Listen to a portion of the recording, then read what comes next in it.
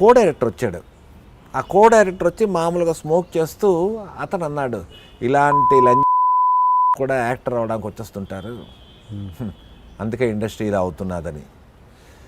నాకు అంతలాగా తిట్టు నా పక్కనే ఉండి నాకు అంటే మన ఇద్దరిలో ఉన్నప్పుడు ఇలా తిడితే ఎవరు లేకుండా నాకేం తెలుస్తుంది కదా.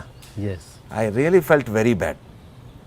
నేను అతనికి ఏం చెప్పలేను, ఎందుకంటే అతను కో డైరెక్టర్, నేను జస్ట్ ఫస్ట్ వస్తున్న ఆర్టిస్ట్. బట్ చెప్పాను, గాడ్ ఈజ్ ఆల్వేస్ దేర్ అని. సర్కిల్ తిరిగింది, నేను నా క్యారవాన్లో కూర్చొని ఉన్నాను, అదే కో డైరెక్టర్ నాకు డైలాగ్ అందించడానికి వచ్చాడనమాట. బయటను వస్తే మా అసిస్టెంట్ ఉండేను, సరే ఇలాగ కో డైరెక్టర్ గారు వచ్చాడంటే లోపలికి వచ్చాడు. నేను అది డైలాగ్ తీసుకున్న ముందు, సార్ ఒక చిన్న విషయం చెప్తాను, ఒక 12 years ముందు మీరు సినిమా చేస్తుండే దానికి మీరు కో డైరెక్టర్, ఇవాళ కూడా కో డైరెక్టరే.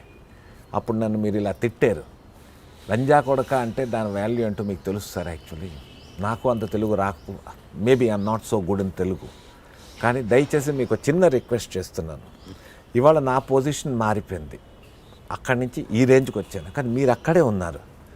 కొత్తగా వచ్చిన వాళ్ళు అలాంటి తిట్లు తిట్టకండి సార్, ఎన్నో ఆశలు పెట్టుకొని వస్తాం మేము.